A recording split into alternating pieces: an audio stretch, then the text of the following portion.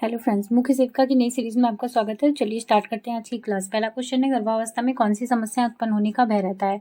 तो गर्भावस्था की अगर हम बात करें तो ये गर्भावस्था स्त्री के लिए एक संवेदनशील अवस्था होती है। इस अवस्था में सभी महिलाओं के लिए जो है वो बहुत ही चीज़ों का ध्यान रखना पड़ता है। इस दौरान उनके स्वास्थ्य से जो संबंधी समस्याएं हैं उनका भी सामना करना पड़ता है। तो इनमें मुख्यतः जो हम देखते हैं वो गर्भपात की भी समस्या हो जाती है, गुर्दे का संक्रमण भी हो जाता है, अपरिपक्वता भी, यानी इनमें से सभी प्रॉब्लम्स का उनको जो है वो सामना करना पड़ता है। नेक्स्ट है हमारा, संगर्भता काल की अवधि क्या होती है। तो जो संगर्भता काल की अगर हम बात करें तो ये जो अवधि होती है ये निषेचन से जन्म तक की अवधि होती है, जिसमें क्या होता है, युग्मनज का भ्रूणीय विकास जो होता है वो जो डिंब वाहिनी होती है इसके अवलंब से शुरू होता है और संगर्भता आरंभ हो जाती है। यानी मानव संगर्भता की अगर हम औसतम आयु की बात करें तो ये 280 से 80 दिन 280 दिन या फिर अगर हम बात करें तो ये 40 सप्ताह तक होती है। तो इसकी गणना कब तक करते हैं तो ये आतर्व चक्र के जो प्रथम दिवस की होती है इससे की जाती है। तो ये कब से हो जाएगी तो ये निषेचन से जन्म तक की अवधि को हम कहते हैं। नेक्स्ट है हमारा, गर्भकालीन अवस्था होती है। तो गर्भकालीन जो अवस्था होती है तो इसको हम क्या कहते हैं, ये अवस्था गर्भाधान होती है से जन्म से ले तक मानी जाती है। तो इस अवधि की मुख्यता जो है ये कई सारी विशेषताएं होती हैं। जैसे इस अवस्था में विकास की जो गति होती है वो अन्य अवस्थाओं की तुलना में इसकी जो गति होती है वो तीव्र होती है और इस अवधि में होने वाले जो परिवर्तन होते हैं ये शारीरिक ही होते हैं। तो गर्भकालीन अवस्था की बात करें हम, ये तो 3 भागों में बांटा गया है। एक कौन सी होती है, बीजावस्था होती है, दूसरी भ्रूणावस्था होती है और तीसरी हमारी गर्भावस्था होती है। तो इसमें कौन सा हो जाएगा, ये गर्भधारण से जो है जन्म तक की मानी जाएगी। बाकी जो गर्भकालीन अवस्थाएं हैं वो 3 प्रकार की थी जो मैंने आपको बताया अभी।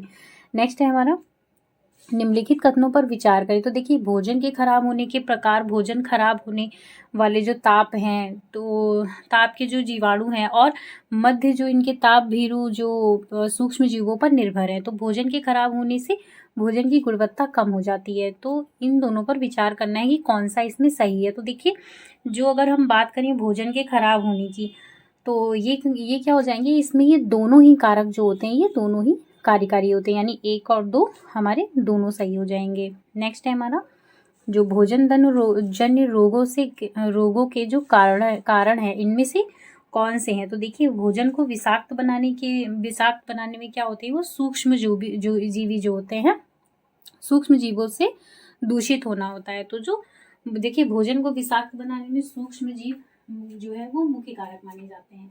वे क्या करते हैं, वे भोज्य सामग्री में पहुंचकर उसमें जो है विष उत्पन्न कर देते हैं। ये सूक्ष्म जीव क्या करते हैं, भोजन को सड़ाकर दूषित कर देते हैं।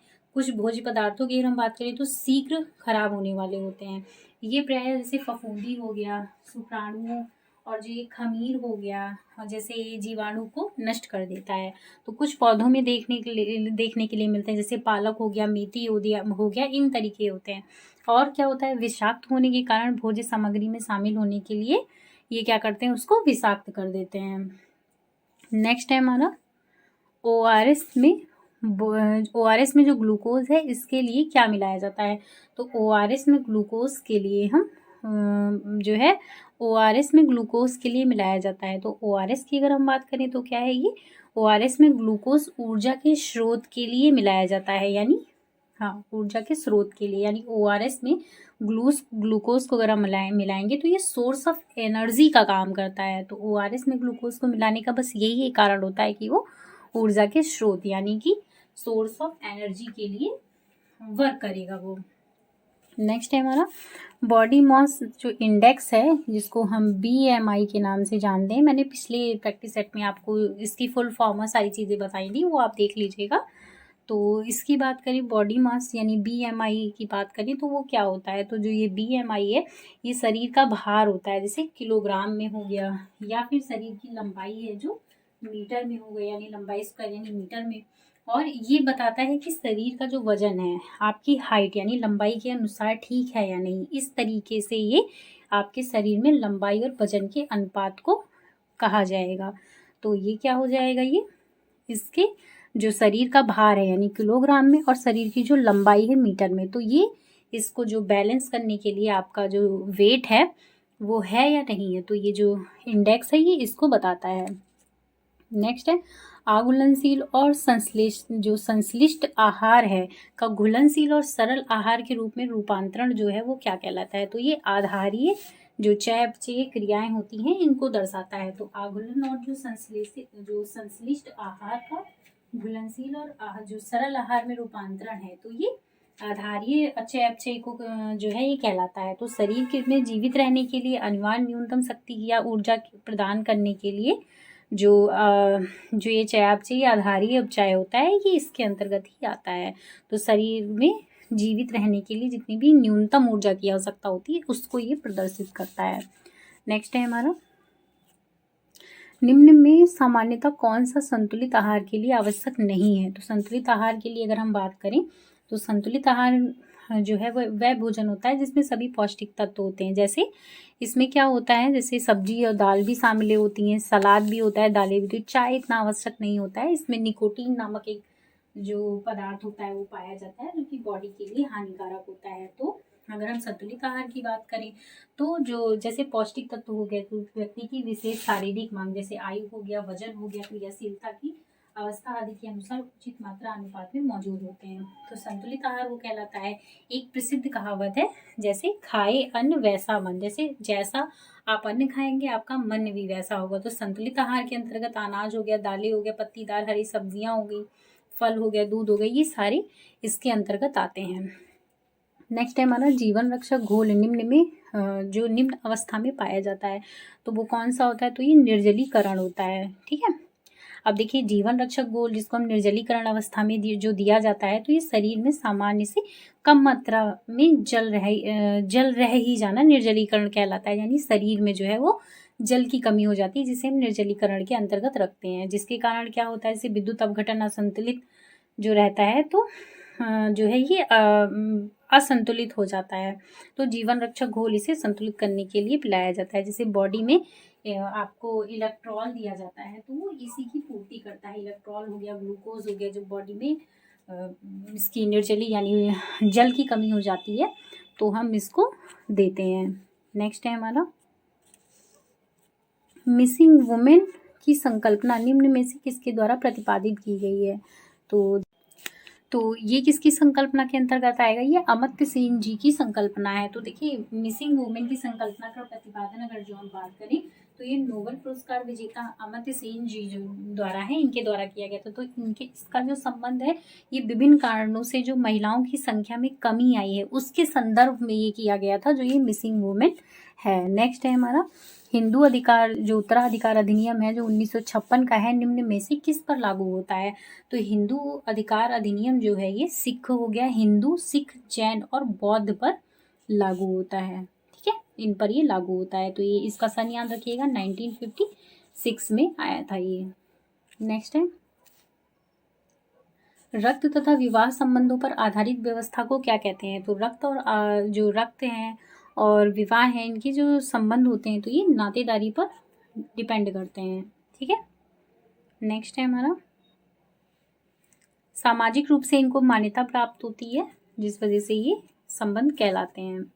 नेक्स्ट हमारा हिंदू विवाह के जो निम्नलिखित प्रकारों में से कौन सा उत्कृष्ट जो कोटि का विवाह है वो नहीं माना जाता है।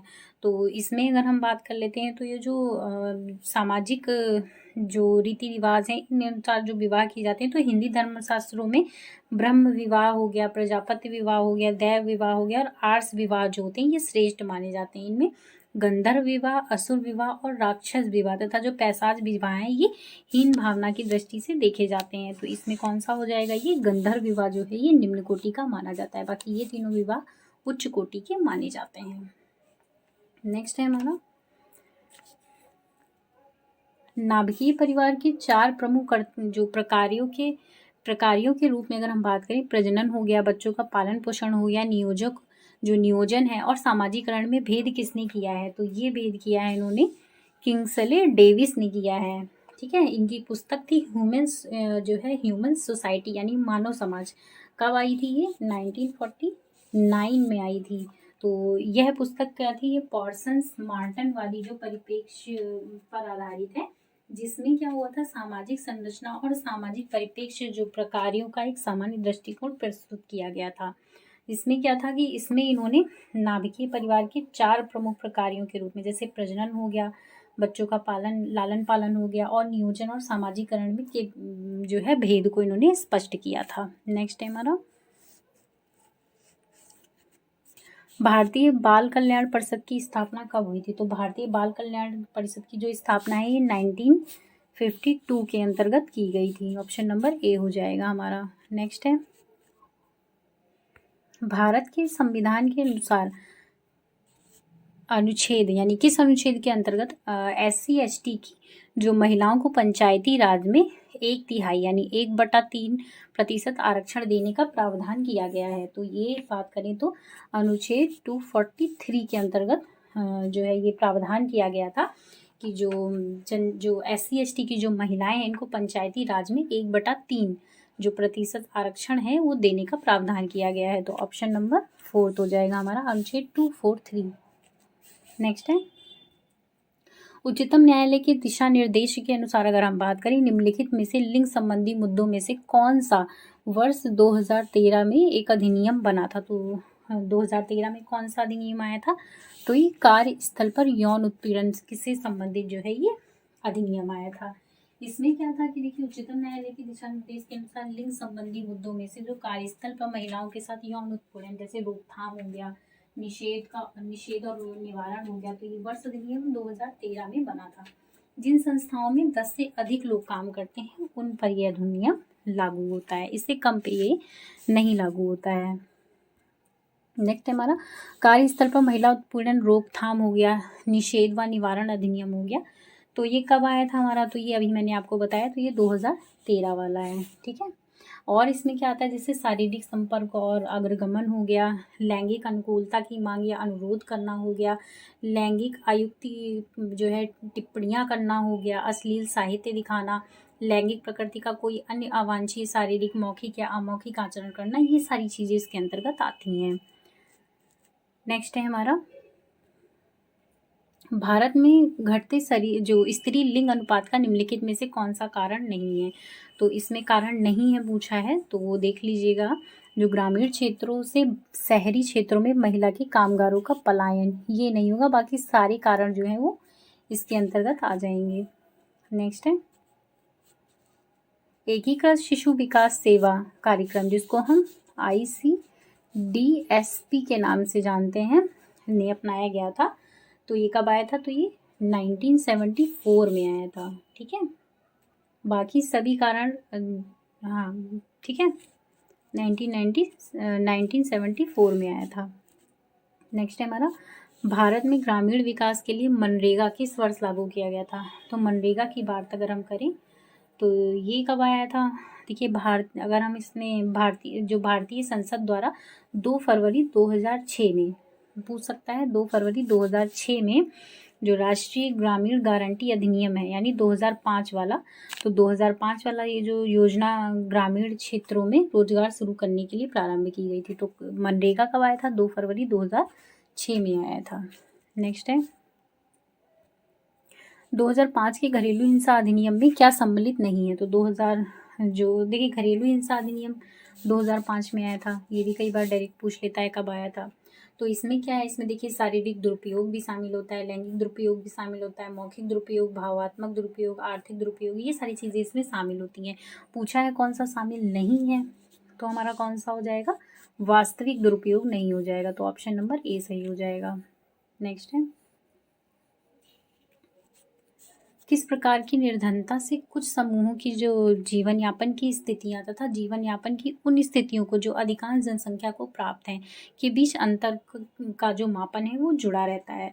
तो इसकी हम अगर बात करें तो निर्धनता यानी सापेक्ष निर्धनता की बात, ये सापेक्ष निर्धनता को ये दर्शाता है।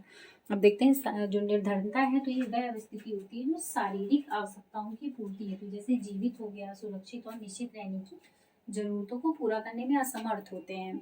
तो सापेक्ष निर्धनता के कुछ समूहों की जो जीवन यापी स्थितियां होती हैं और जीवन यापन की उन स्थितियों को अधिकांश जनसंख्या प्राप्त है, जिनके बीच में ये मापन जुड़ा रहता है। तो ये किसको दर्शाएगा, ये सापेक्ष निर्धनता को दर्शाएगा। नेक्स्ट है हमारा, प्राचीन ग्रंथों में से किसमें सर्वप्रथम जो बेरोजगारी के निवारण का विवरण मिलता है, तो ये किसमें मिलेगा, ये हमारा अर्थशास्त्र में मिलेगा। ठीक है, बेरोजगारी की अगर हम बात करें तो ये अर्थशास्त्र में ही मिलता है। अर्थशास्त्र पूछ सकता है किसने लिखी है, तो ये चाणक्य यानी कौटिल्य जी ने लिखी है। ठीक है, नेक्स्ट है हमारा, प्रत्यक्ष और अप्रत्यक्ष जो सामाजिक नियंत्रण की अवधारणा है ये किसने दी थी, तो ये जो अवधारणा है ये कॉल मैकहीन ने दी थी। ठीक है, इनकी पुस्तक भी पूछ लेता है, मैन एंड सोसाइटी है इनकी पुस्तक। ठीक है, नेक्स्ट है, प्रच्छन्न समाज जो सामाजिक परिवर्तन है इससे क्या तात्पर्य है, तो वह सामाजिक परिवर्तन जो समाज के अधिकांश लोगों के जो ध्यान दिए बिना होता है वो प्रच्छन्न सामाजिक परिवर्तन कहलाता है। तो कौन सा हो जाएगा, ये ऑप्शन नंबर सी हो जाएगा। नेक्स्ट है हमारा, देखिए नेक्स्ट हमको मिलान करने हैं। ठीक है, जो एक तरफ समाजवादी, एक तरफ समाजशास्त्री दिए हुए हैं, एक तरफ उनके सिद्धांत दिए हुए हैं। तो देखिए हर्बर्ट स्पेंसर की अगर हम बात करें तो ये सामाजिक डार्विनवाद के सिद्धांत को दर्शाते हैं। ठीक है, पूछा है कौन सा नहीं है। ठीक है, नेक्स्ट है हमारा, जो बी गार्डन चिल्ड है तो ये नव विकासवादी के होते हैं, ये भी सही है। तीसरा है हमारा, जो ये लेस्ली हाइट है तो ये सांस्कृतिक विकास ऊर्जा का समुचित प्रबंधन, हाँ ये भी सही है। नेक्स्ट है हमारा जूलियन स्टीवर्ड, तो ये चक्रीय के नहीं, ये यही हो जाएगा हमारा। ये किसके होते हैं पूछ सकता है, ये किसके होते किसके हैं ये, तो ये हमारे जूलियन स्टीवर्ड जो है तो ये बहुरेखीय विकास सिद्धांत के होते हैं। ठीक है, बहुरेखीय विकास सिद्धांत। नेक्स्ट है हमारा, उत्तर प्रदेश सरकार द्वारा उत्तर प्रदेश की नई जनसंख्या नीति कब लागू की गई थी, तो नई जनसंख्या नीति की अगर हम बात करें तो वो कब आई थी हमारी, ये आई थी सन 2021 से 23 तक लागू की गई है। ठीक है, 2021 से 30 तक लागू की गई है। विश्व जनसंख्या दिवस की बात करें तो ये कब मनाया जाता है, तो ये 11 जुलाई के अवसर पर किसने, तो मुख्यमंत्री योगी आदित्यनाथ जी ने उत्तर प्रदेश जनसंख्या नीति 2021 से 23, ठीक है 2021 से 23 बार मुंह से निकल रहा है, 2021 से 30 तक का लोकार्पण किया है, जिसमें बढ़ती हुई जनसंख्या की जो समस्या है उसके प्रति क्या किया है कि स्वयं तथा समाज को जागरूक बनाने की सलाह दी है इन्होंने। तो क्या हो जाएगा 21 से 30, 21 से 30। ठीक है, नेक्स्ट है हमारा, अनुकूलतम जनसंख्या सिद्धांत के प्रतिपादक कौन थे, तो ये हो जाएंगे डाल्टन। नेक्स्ट है हमारा, जेंडर विभेद, जो जेंडर विभेद है का कारण क्या है, तो जेंडर विभेद के कारण की अगर हम बात करें तो ये पितृसत्तात्मक समाज इसका मेन कारण होता है। नेक्स्ट है हमारा, इस सैद्धांतिक परिप्रेक्ष्य को क्या कहेंगे, जो इस बात पर बल देता है कि समाज कुछ ज्ञात अवस्थाओं से होकर गुजरता है और एक अधिक बार गुजरता है। तो ये चक्रीय उद्विकास सिद्धांत का पार्ट होता है।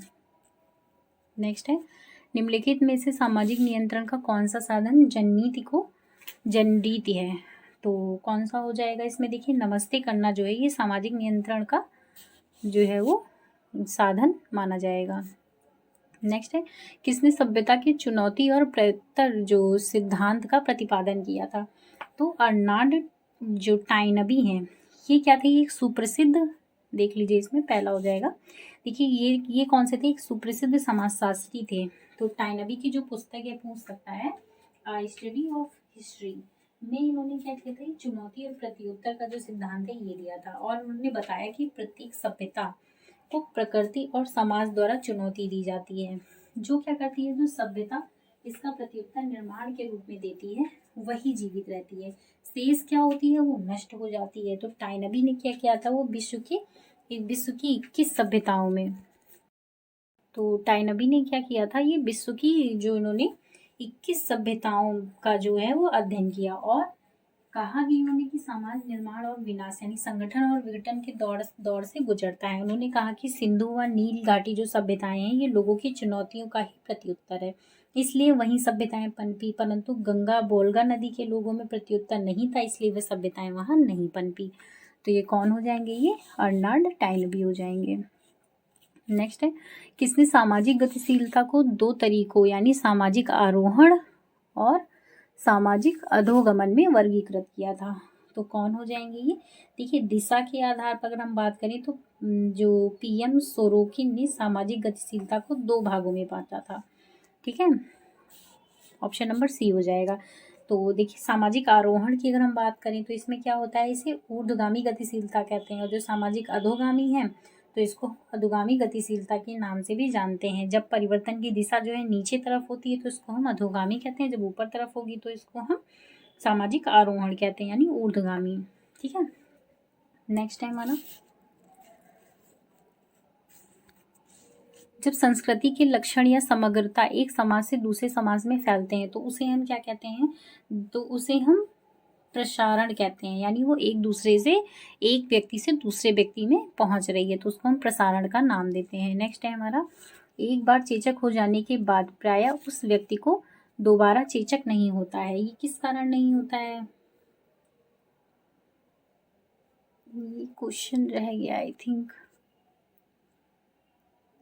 हाँ कोई बात नहीं, वो मिस्टेक हो गई, रह गया है क्वेश्चन। नेक्स्ट है हमारा, एक बार चेचक हो जाने के बाद प्रायः व्यक्ति को दोबारा चेचक नहीं होता है। तो क्यों नहीं होता है? देखिए, जो अर्जित प्रतिरक्षा के कारण, जो अर्जित प्रतिरक्षा होती है इसके कारण अगर किसी व्यक्ति को एक बार चेचक हो गया है तो वो दोबारा उसको नहीं होता है। उस व्यक्ति में देखिए, चेचक है एक अत्यंत ही भयंकर रोग है। यह रोग दिसंबर से मई जून तक फैलता है। इसकी जो ड्यूरेशन दी हुई है तो वो दिसंबर से मई जून के बीच फैलता है। तो वर्षा काल में ये रोग समाप्त हो जाता है। ये रोग किस कारण होता है पूछ सकता है, तो ये वायरस से फैलता है और रोगी के नाक हो गया, गले में से जो है वो कंठ से रक्त बहता रहता है। नेक्स्ट है हमारा, दहेज संबंधी नियम बनाने हेतु जो राज्य सरकार की शक्ति दी गई है तो वो किस धारा के अंतर्गत दी गई है? तो 1961 में दहेज प्रतिषेध अधिनियम है, ये आया था 1961 में। तो धारा की बात करें तो धारा 10 हो जाएगी वो। इसमें क्या है, राज्य सरकार जो दहेज से संबंध नियम बनाए गए हैं उनके बनाने की जो शक्ति है वो वर्णित की गई है। नेक्स्ट है, अंतरपीढ़ीय संघर्ष के परिणाम कौन कौन से हैं? तो अंतरपीढ़ीय संघर्ष के जो परिणाम हैं ये कौन कौन से हो जाएंगे? तो इनके परिणामों में जो पारिवारिक विघटन है ये भी है, व्यक्तिगत विघटन, शारीरिक मानसिक यानी उपरोक्त सभी हो जाएंगे।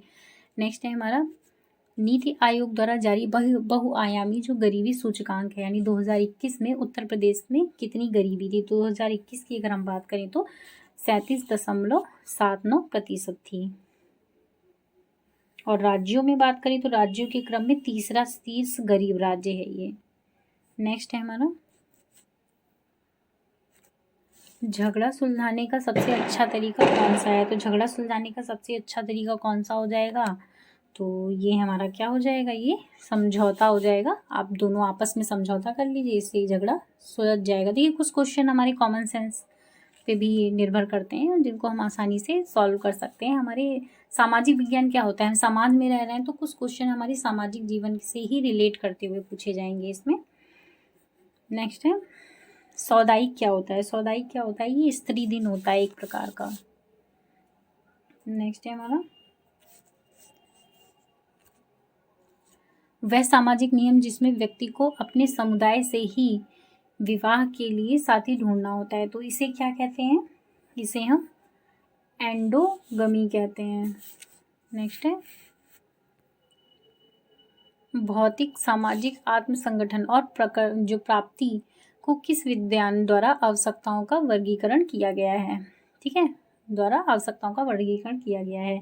तो ये हो जाएंगे हमारे डेनियल प्रेस्कॉट, इनके द्वारा ही इनका वर्णन किया गया है। नेक्स्ट है हमारा, बालक को पहला ढालने वाला यानी मोल्डर है माना गया है। तो क्या माना गया है? परिवार, यानी परिवार बालक को पहला ढालने वाला मोल्डर है, यानी कि बच्चा, फैमिली क्या होती है? फैमिली यानी बालक को पहला ढालने वाला मोल्डर कहलाता है। परिवार एक सार्वभौमिक संस्था होती है जो प्रत्येक समाज में पाई जाती है, चाहे वह समाज परंपरागत से हो या आदिम हो या आधुनिक परिवार हो। तो परिवार ही वह कारखाना होती है जहाँ व्यक्ति का निर्माण होता है। तो ये कौन सा हो जाएगा हमारा? ये विस्तारण चरण हो जाएगा। देखिए विस्तारण चरण क्या होता है, ये परिवार का आरंभिक उपचरण होता है। जैसे चक्र की प्रथम अवस्था स्थापत्य कार्य कहलाता है, ना कि केवल इस जो व्यवस्थापन समस्याएं सामने आती हैं, वरन यह वह क्षण होता है जब व्यक्ति को पारिवारिक जीवन की स्थिति में योगदान देते हैं। नेक्स्ट है हमारा, कौन सा विटामिन रक्त का थक्का जमाने के लिए आवश्यक प्रोटीन और कैल्शियम को सक्रिय बनाता है? तो वो कौन सा हो जाएगा, ये विटामिन के हो जाएगा। देखिए विटामिन की अगर हम बात करें तो विटामिन ए की कमी से कौन सा रोग होता है, तो वो रतौंधी होता है। बी की कमी से, B1 की कमी से अगर हम बात करें तो बेरी होता है। सी से स्कर्वी होता है। डी से क्या होता है, वो रिकेट्स यानी जिसको हम सूखा रोग भी कहते हैं, ये होता है। और विटामिन ई की कमी से जनन शक्ति में कमी आती है। तो ये हमारे A B C D और ई के जो विटामिन हो गए ये हो गए, ठीक है। हाँ, ई का तो मैंने आपको बता दिया, जनन संबंधी जो जनन शक्ति की कमी हो जाती है, रोग हो जाता है। नेक्स्ट है, माँ द्वारा महसूस की गई सक्रिय भ्रूण गतिविधि क्या कहलाती है? तो ये स्पंदन कहलाती है। गर्भावस्था के संदर्भ में गर्भावस्था की जो गति होती है ये तब होती है जब गर्भवती महिला गर्भाशय में भ्रूण की गतिविधियों को महसूस करना शुरू कर देती है। तो इसे हम क्या कहते हैं, इसे हम गर्भ जो है गतिवर्धन कहते हैं, ठीक है। नेक्स्ट है, प्रसूतावस्था के दौरान योनि स्राव को क्या कहा जाता है? तो प्रसूतावस्था के अनुसार जो ये योनि का जो स्राव है इसको हम लॉचिया के नाम से जानते हैं। बच्चे के जन्म देने के बाद की अवस्था होती है प्रसूतावस्था। तो इस दौरान स्त्री के शरीर से लगभग 10 दिनों तक द्रव एवं रक्त बहता रहता है, जिसे लॉचिया कहा जाता है। इसका रंग जो है वो सामान्य रुधिर के रंग से अधिक गहरा होता है। नेक्स्ट है, निम्नलिखित में से किसी एक के अलावा अन्य सभी प्रसव जो प्रेरण के विरोधी हैं, तो वो कौन कौन से होते हैं? ये समय से पहले झिल्ली का टूटना होता है, यानी निषेचित अंडा गर्भाशय में कभी जहाँ भी प्रत्यारोपित होता है वहाँ अपरा विकसित होती है, तो प्लेसेंटा जो है वो प्रीविया तक पहुँचता है। जब कई बार यह निषेचन अंडा क्या होता है, सामान्य जो स्वयं को गर्भाशय के निचले जो भाग होता है इसके अंदर जोड़ देता है। तो प्लेसेंटा प्रीविया जो शुरू होने से शिशु क्या होता है, जो है वो बाहर निकलने लगता है। और क्या करता है, ये इसका जो निकलने का जो रास्ता होता है ये अवरुद्ध हो जाता है, ठीक है। नेक्स्ट है देखिए, गर्भावस्था के दौरान उल्टी का गंभीर प्रकार जो माँ के स्वास्थ्य पर हानिकारक प्रभाव डालता है, तो उसको क्या कहते हैं? उसको हम हाइपरमेसिस ग्रेविडेरम कहते हैं। गर्भावस्था के दौरान गंभीर प्रकार की मितली व उल्टी का होना हाइपरमेसिस ग्रेविडम कहलाता है।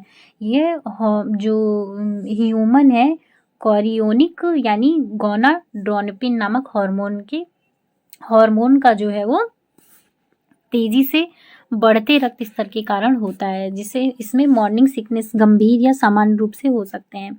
लक्षणों में क्या होता है, गंभीर मितली व खड़े होने में जो है बेहोशी या चक्कर शामिल होता है। लगातार उल्टी होने के कारण क्या है, बॉडी में पानी की कमी हो जाती है, निर्जलीकरण भी हो सकता है।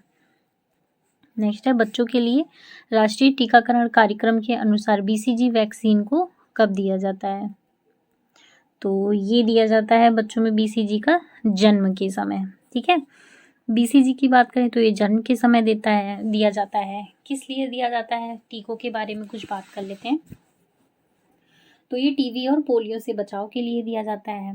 BCG और DPD का दिया जाता है तो वो 6 माह की आयु में दिया जाता है। किस लिए दिया जाता है, ये टीबी और पोलियो के लिए दिया जाता है। OPV और इन्फ्लुएंजा का दिया जाता है तो ये टिटनेस आदि के लिए दिया जाता है। BCG DPD और हिपेटाइटिस का 1 साल में जो दिया जाता है वो टीबी पोलियो और टिटनेस जो हिपेटाइटिस है इसके लिए दिया जाता है। जो DT है, TT खुराक है, 1 माह के अंतर्गत दिया जाता है, यानी 10 साल में दिया जाता है तो वो टिटनेस के लिए दिया जाता है। नेक्स्ट है, शुक्रजनिक जो नलिका है में उपस्थित होती है, क्या उपस्थित होती है, तो ये वृषण में उपस्थित होती है जो शुक्रजनक नलिका होती है, ठीक है। नेक्स्ट है, चेचक यानी चिकन पॉक्स किस वायरस के कारण होता है? तो चिकन पॉक्स जो है ये वेरिसेला वायरस के कारण होता है, जिसको हम स्मॉल पॉक्स यानी चेचक के नाम से जानते हैं। ये वेरिसेला वायरस के द्वारा होता है। ये क्या होता है, ये विषाणु जनित संक्रामक रोग होता है, ठीक है। इसमें तेज बुखार हो गया, पीड़ा, जलन, बेचैनी व संपूर्ण शरीर पर लाल दाने निकल आते हैं। तो इसका संचरण किससे होता है? सीधे वायु द्वारा होता है, छींक द्वारा और खांसी द्वारा भी होता है। नेक्स्ट है डेंगू बुखार। क्या होता है? एक जनित जो उष्णकटिबंधीय रोग है जो डेंगू विषाणु से होता है। इसे क्या कहते हैं? तो इसकी अगर हम बात करें तो इसको हम हड्डी तोड़ बुखार के नाम से भी जानते हैं। नेक्स्ट है निम्नलिखित में से कौन सा जो विषाणु जनित रोग है वो नहीं है? तो विषाणु जनित रोग कौन सा हो जाएगा? डेंगू बुखार भी हो जाएगा, जुकाम, एड्स, ये सारे विषाणु जनित रोग होते हैं। बाकी हैजा जो है ये विषाणु जनित रोग नहीं होता है, ये जीवाणु से होता है, ये वायरस से नहीं है, जीवाणु से होता है। नेक्स्ट है किशोरावस्था यानी एडोलसेंस शब्द जो लैटिन क्रियापद यानी एडोल्सियर से लिया गया है, जिसका मतलब क्या होता है? तो एडोलसेंस शब्द जो ये लिया गया है, तो इसका जो अर्थ होता है ये परिपक्वता की ओर वृद्धि से होता है, ठीक है। यानी किशोरावस्था से बच्चा जो है वो जो पक्वता की ओर उसकी वृद्धि हो रही है। नेक्स्ट है सूर्य की किरणों में कौन सा विटामिन प्राप्त होता है? तो सूर्य की किरणों से विटामिन डी प्राप्त होता है, ठीक है। विटामिन डी क्या होता है? ये वसाओं में विलेय विटामिन होता है और यह अस्थियों को मजबूत बनाए रखने के लिए महत्वपूर्ण होता है। कैल्शियम तथा फास्फोरस के जो संघीकरण के लिए अत्यंत उपयोगी होता है। तो विटामिन डी क्या मलाई, मक्खन, मछली के तेल व घी, इन सब तेलों में भी पाया जाता है। तो अगर आप धूप में नहीं बैठ सकते हैं तो आप इन सब चीज़ों का जो है वो सेवन करिए, तो आपकी बॉडी में विटामिन डी की कमी नहीं होगी, ठीक है। मछली का तेल हो गया, देसी घी हो गया, तेल हो गया, ये सारी चीज़ें आप यूज़ कर सकते हैं। नेक्स्ट है मानव विकास की प्रक्रिया में जो मूलभूत संप्रत्यय है ये कौन सा है? तो विकास के अर्थ की परिभाषा भी, विशेषता भी, विवृद्धि, अंतर, यानी ये सभी कारण हो जाएंगे। नेक्स्ट है जन्म के समय नवजात शिशु रोता है, तो इसमें क्या होता है? जब शिशु माता के पेट से बाहर निकलता है वैसे ही वह रोना शुरू कर देता है। ये क्रिया क्या होती है? ये असमायोजन के कारण होती है। शिशु के रोने से उसके फेफड़े फूल जाते हैं और श्वसन क्रिया प्रारंभ हो जाती है। तो क्या हो जाएगी? श्वसन क्रिया प्रारंभ हो जाती है जब वो रोता है तो उसका रोना बहुत ज़रूरी होता है। नेक्स्ट है विकास का अर्थ है शरीर की गतियों पर नियंत्रण व प्रगति। तो प्रेरण विकास का अर्थ है कि शरीर की गतियों में, यानी प्रेरण, यानी जिसको हम मोटर के नाम से भी जानते हैं। तो मोटर क्या हो गया? मोटर विकास का अर्थ है शरीर की जो गतियां हैं उन पर नियंत्रण में प्रगति करना। नेक्स्ट है 4 माह की अवस्था में आमतौर पर बालक का जो वजन है तो कितना हो जाता है? तो 4 माह की अवस्था में बच्चे का जो वजन है वो 2 गुना हो जाता है। नेक्स्ट है दूध से पनीर बनाने की क्रिया में किस पीएच पर केसिन अवक्षेप होती है? तो कितने पर होती है वो? 4.6 पीएच पर, ठीक है। ऑप्शन नंबर बी हो जाएगा हमारा। नेक्स्ट है आमतौर पर सामान्य वायुमंडलीय जो स्थितियां हैं इनमें मांस हो गया, मछली हो गया, दूध हो गया, उत्पादों का जो भंडारण है ये किया जाता है, ये रखा जाता है। भंडारण कितना रखा जा सकता है? तो ये 1 से 2 दिन के लिए रखा जा सकता है। नेक्स्ट है उच्च जैविक जो मूल्य का प्रोटीन है ये अवस्थित होता है। तो उच्च जैविक मूल्य का जो प्रोटीन है ये शाकाहारी में यानी दाल और फलियों में पाया जाता है, उच्च जैविक मूल्य का अगर हम बात करें तो, ठीक है। नेक्स्ट है लौंग में सक्रिय मूल तत्व होता है। तो लौंग में सक्रिय मूल तत्व कौन सा होता है? ये यूजीनॉल नाम का होता है। नेक्स्ट है एकमात्र अनाज जिसमें कैरोटीन पाया जाता है। तो पीली मक्का अर्थात जिसको हम भुट्टा कहते हैं, इसमें कैरोटीन पाया जाता है। नेक्स्ट है पानी में डालने पर ताज़ा अंडा। पानी में डालने पर ताज़ा अंडा क्या होता है?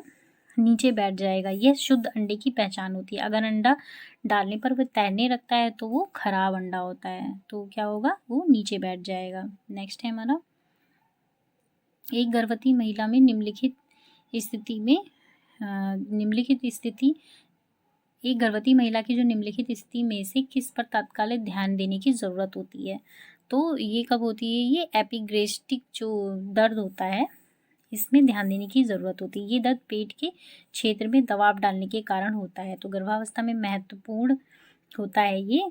तो कभी-कभी ये गंभीर हालत का गंभीर हालत होती है, इसका लक्षण पैदा कर देता है। ठीक है, नेक्स्ट है, माताओं की 25% मौतों या मातृ जो मृत्यु है, इसका कारण क्या है? तो इसका जो कारण है ये प्रसूति रक्तस्राव है।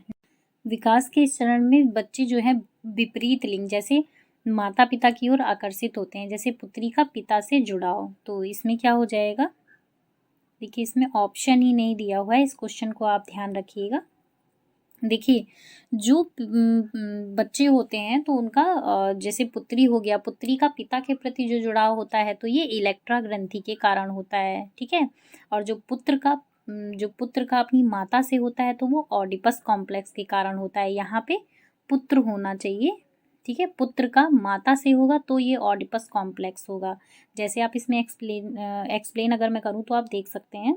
ये देखिए, माता के प्रति जो प्रेम और पिता के प्रति घृणा के भाव को कभी कभी घनात्मक यानी पॉजिटिव की अगर हम बात करें तो ये जो ये ऑडिपस जो ग्रंथि होती है, इसमें क्या होता है? पिता के प्रति प्रेम और माता के प्रति घृणा होती है।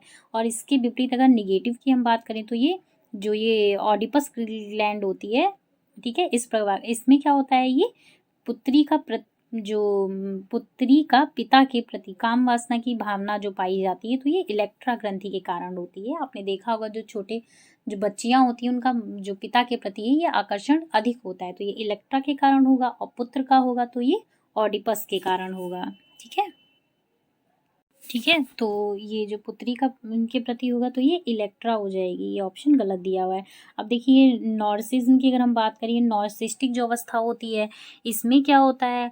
इसमें जैसे जो बच्चा होता है, जो नॉर्सिज्म का बच्चा होता है, तो ये क्या करता है? ये खुद से प्रेम करता है, यानी अब जो है स्वयं को ही अच्छा समझता है, ये खुद से ही प्रेम करता है, तो ये नॉर्सिज्म वाले होते हैं। इसी के विपरीत जो ऑटिज्म की एक अवस्था होती है, तो ऑटिज्म वाले क्या होते हैं? वो खुद से घृणा करते हैं। ठीक है, तो जो नॉर्सिज्म वाले होते हैं और ऑटिज्म वाले होते हैं, ये दोनों ही अवस्था में क्या करते हैं? ये बच्चे जो होते हैं ये खुद से अंतःक्रिया नहीं कर पाते हैं, यानी ये बच्चे खुद से क्रिया ना करने के कारण ये क्या होते हैं? ये क्लास में अकेले रहते हैं। तो नॉर्सिज्म की अवस्था होती है, ऑटिज्म की अवस्था होती है, जिसमें दोनों अंतःक्रिया नहीं कर पाते हैं। ठीक है, बाकी ये जो ऑडिपस है ये पुत्र का माता के प्रति लगाव को दर्शाता है। तो ये क्वेश्चन को आप ध्यान रखिएगा। ठीक है, ये गलत दिया हुआ है इसमें। नेक्स्ट है हमारा, बच्चों का जो विकास है ये निम्न का जो है परिमाण है, तो परिणाम है। तो बच्चों का ये जो विकास है ये किसको दर्शाता है? ये सीखने और परिपक्वता को दर्शाता है। नेक्स्ट है हमारा, मोनोसोडियम ग्लूटामेट निम्न में से किसका रासायनिक नाम है? तो ये रासायनिक नाम की अगर हम बात करें मोनोसोडियम ग्लूटामेट तो ये हो जाएगा हमारा अजीनोमोटो का। ठीक है, नेक्स्ट है हमारा जो बुद्धि लब्धि है निकालने का फॉर्मूला क्या होता है? तो ये MA/CA × 100 होता है। अब ये MA क्या होता है? तो MA इसमें होता है mental age upon chronical age, यानी मानसिक आयु बटे तैप्थिक आयु इसमें हम पढ़ेंगे। तो मानसिक आयु बटे जो है तैप्थिक आयु × 100 को जो है इससे निकालते हैं। अब इसमें देखते हैं, देखिए अगर हम बात करें बुद्धि लब्धि शब्द के निर्माण की, तो बुद्धि लब्धि जो शब्द है इसका निर्माण टर्मन ने किया था। IQ शब्द का जो निर्माण है ये किसने किया था? तो ये स्टर्न ने किया था। पूछ सकता है IQ सूत्र का निर्माण जो है किसने किया था? तो ये स्टर्न ने किया था। ठीक है, अब देखिए जो ये इसी के अनुसार जो बच्चे जो पढ़ने लिखने में वीक होते हैं तो उनका हम IQ नहीं, उनका जो है हम CA निकालते हैं। ठीक है, नेक्स्ट है हमारा, ब्रेल भाषा इनमें से प्रयोग की जाती है। तो ब्रेल भाषा किन के लिए प्रयोग की जाती है? तो ब्रेल भाषा जो है वो देखने में कमी को दर्शाता है, यानी जो बच्चे नेत्रहीन होते हैं उनके लिए यूज़ की जाती है। तो ब्रेल लिपि का जो आविष्कार है ये 1821 में एक नेत्रहीन जो फ्रांसीसी लेखक थे लुईस ब्रेल, उन्होंने किया था। नेक्स्ट है, शिशु किस आयु में वास्तविक वियोग यानी आसक्ति बंधन के जो साक्ष्य हैं वियोग व्याग्रता के रूप में प्रदर्शित करते हैं? तो किस रूप में करते हैं? ये 8 से 10 माह पर बच्चे जो हैं वो करने लगते हैं। नेक्स्ट है, निम्न में कौन सा युग्म सही है? तो देखिए HIV HBIG, ये क्या होता है? तो गलत दिया हुआ है, एक मिनट। HBIG जो होता है ये हेपेटाइटिस बी को दर्शाता है। BCG है ये क्षय रोग को दर्शाता है। पोलियो नहीं, तो पोलियो को दर्शाएगा। DPT डिप्थीरिया, यानी ऑप्शन नंबर बी हो जाएगा हमारा। ठीक है, पोलियो जो है वो पोलियो के लिए है, और जो DPT है ये डिप्थीरिया, काली खांसी और टिटनेस के लिए है। नेक्स्ट है, इनमें से कौन सा टीका जो है मौखिक रूप से दिया जाता है? तो ये पोलियो दिया जाता है। मौखिक रूप से क्या होता है कि वो हम ड्रॉप के रूप में उसको पिलाते हैं। नेक्स्ट है, मूल संवेग कौन कौन से हैं? तो खुशी और गुस्सा जो है ये मूल संवेग हैं। नेक्स्ट है, निरंतर भग्नाशा की स्थिति में व्यक्ति के जो व्यक्तित्व पर क्या प्रभाव पड़ता है? तो व्यक्ति के व्यक्तित्व पर व्यक्तित्व जो है वो विघटित हो जाता है। नेक्स्ट है, जब दमित संवेगों की अभिव्यक्ति सृजनात्मक एवं सांस्कृतिक क्रियाओं द्वारा की जाती है तो उसे क्या कहते हैं? तो उसे हम मानसिक रेचन के नाम से जानते हैं। नेक्स्ट है, शिशु को ठोस आहार देना प्रारंभ जो कर देते हैं तो उसकी जो प्रक्रिया होती है वो क्या कहलाती है? तो वो पूरक आहार जो है वो प्रक्रिया कहलाती है। नेक्स्ट है, स्तनपान शिशु के जन्म से लेके किस महीने तक कराया जाता है? तो जन्म से 6 माह तक के बच्चों को सिर्फ माँ का दूध ही दिया जाता है। नेक्स्ट है, प्रथम 4 सप्ताह में होने वाली शिशु मृत्यु दर का क्या कारण है? तो उनका जो कारण है ये सारे हो जाएंगे। ठीक है, जन्मजात समस्याएं भी होती है, पूर्णकालिक भी होती है, श्वास अवरोध भी होता है। नेक्स्ट है, ब्रॉन किसका अच्छा स्रोत है? तो देखिए ब्रॉन की अगर हम बात करें तो सामान्य रूप से ब्रॉन क्या है? वो गेहूं के छिलके तथा अन्य खाद्य पदार्थों जैसे मक्का हो गया, ज्वार हो गया, ठीक है, कार्बोहाइड्रेट और प्रोटीन का होता है। तो ज्वार हो गया कि छिलके को कहा जाता है। ब्रॉन क्या होता है? कार्बोहाइड्रेट, प्रोटीन तथा फैटी एसिड का अच्छा उदाहरण होता है। साथ ही इसमें क्या होता है? फाइबर की भी जो उच्च मात्रा होती है वो पाई जाती है। नेक्स्ट है, प्रोटीन की घटती हुई मात्रा के क्रम में निम्नलिखित पदार्थों को व्यवस्थित करना है। तो प्रोटीन की घटती हुई मात्रा में करना है। ठीक है, तो पहला कौन सा हो जाएगा? पहले मूंग दाल हो जाएगा, फिर हरी मटर हो जाएगा, फिर सूजी हो जाएगा, फिर शकरकंद हो जाएगा। तो देखते हैं कौन सा होगा। मूंग दाल यानी 1 2 फिर 3 फिर 4, तो ऑप्शन नंबर ए हो जाएगा हमारा। ठीक है, 1 फिर 4। नेक्स्ट है, खाद्य पदार्थ का जो संरक्षण है की अवधि किससे संबंधित होती है? तो खाद्य पदार्थ के संरक्षण की जो अवधि है ये जल की मात्रा से संबंधित होती है। नेक्स्ट है हमारा, भोज्य पदार्थों के परिरक्षण में प्रयुक्त होने वाला मुख्य रसायन कौन सा है? तो कौन सा हो जाएगा? सोडियम बेंजोएट, जिसको डालने से जो है वो भोज्य पदार्थ काफ़ी टाइम तक खराब नहीं होता है। अचार में ये मैक्सिमम यूज़ किया जाता है। आंतरेतर पोषण का क्या अर्थ होता है? तो आंतरेतर जो पोषण होता है ये नसिका नली से भोजन कराने को कहते हैं। नेक्स्ट है, एक साधारण महिला की अपेक्षा एक गर्भवती महिला में प्रोटीन हो गया, आयरन हो गया, फॉलिक एसिड की मात्रा जो है वो आवश्यकता होती है, यानी कितनी मात्रा की आवश्यकता होती है? तो ये हो जाएगा हमारा 15 ग्राम, 8 ग्राम और 300 ग्राम। ठीक है, यानी प्रोटीन 15 ग्राम, आयरन 8 ग्राम और फॉलिक एसिड 300 ग्राम। नेक्स्ट है, उच्चतर बुद्धि के बच्चों में यौनी परिपक्वता कब आती है? तो उच्चतर जो बुद्धि के बच्चे होते हैं इनमें सामान्य से पूर्व में ही आ जाती है। नेक्स्ट है हमारा, निम्नलिखित में से कोलेस्ट्रॉल का सर्वाधिक घनिष्ठ संबंध किससे होता है? तो कोलेस्ट्रॉल का वसा यानी फैट से होता है। नेक्स्ट है, विटामिन ए की कमी से प्रकट होने वाला सबसे पहला लक्षण कौन सा होता है? तो ये होता है हमारा रतौंधी। विटामिन E की कमी से रतौंधी रोग हो ही जाता है, तो वही होगा। नेक्स्ट है, किस खनिज की कमी से शिशु मृत्यु दर यानी क्रिटिनिज्म और घेंगा संबंधी रोग होते हैं? तो किससे होता है वो? आयोडीन की कमी से होता है। मानव शरीर में अगर हम बात करें तो 15 से 23 मिलीग्राम आयोडीन होता है। नेक्स्ट है, परामर्शदाता यानी काउंसलर की विशेषताएं होती हैं। तो काउंसलर में इन सारी विशेषताएं होती हैं, सहानुभूति भी होती है, गोपनीयता बनाए रखना, रुचिकर व्यक्तित्व। इसके अलावा अगर हम बात करें तो निर्णयात्मकता होती है इसका ना होना, और क्या होना चाहिए, इसे आसानी से संपर्क करने योग्य होना चाहिए, मूल्य तथा संबंधों को समझने वाला होना चाहिए, और दृढ़ लेकिन मित्रवत व्यवहार करने वाला होना चाहिए। नेक्स्ट है, जो चिकित्सीय परामर्श में सबसे मूल्यवान कौशल कौन सा है? तो चिकित्सीय परामर्श में सुनना और अवलोकन करना सबसे महत्वपूर्ण बिंदु होता है, और श्रवण जो सक्रिय श्रवण करना भी और उपस्थित होना हो गया, मौखिक सुनना, मतलब सभी प्रकार की ये सारे गुण होना चाहिए। नेक्स्ट है, यूनिसेफ का गठन कब किया गया था? तो यूनिसेफ का जो गठन है ये 11 दिसंबर 1946 को किया गया था। ठीक है। नेक्स्ट है, निम्नलिखित में से कौन सा संगठन महिलाओं और युवाओं के प्रजनन स्वास्थ्य देखभाल के लिए उत्तरदायी है? तो ये कौन सा हो जाएगा? ये संयुक्त राष्ट्र जनसंख्या कोष हो जाएगा। लास्ट क्वेश्चन है हमारा, संयुक्त राष्ट्र विकास कार्यक्रम UNDP की स्थापना कब की गई थी? देखिए ये क्वेश्चन बहुत ही इंपॉर्टेंट है, बहुत बार पूछा गया है। तो वो नवंबर 1965 में की गई थी, 1965 में की गई थी। इसका जो न्यायालय है ये न्यूयॉर्क सिटी में है, और न्यूयॉर्क यानी अमेरिका में स्थित है। तो आई होप आपको आज का सेशन पसंद आया होगा। 100+ क्वेश्चन ये पूरे थे। आप इसको देखिएगा, अच्छे से एग्जाम दीजिएगा, और जो चीज़ें मैंने आपको अभी एक्सप्लेन की हैं उसमें ऑडिपस इलेक्ट्रा वाला उसको ध्यान रखिएगा। तो सेशन को लाइक शेयर एंड कमेंट कीजिएगा, सब्सक्राइब करिएगा और मैक्सिमम लोगों में शेयर करिएगा। तब तक के लिए धन्यवाद।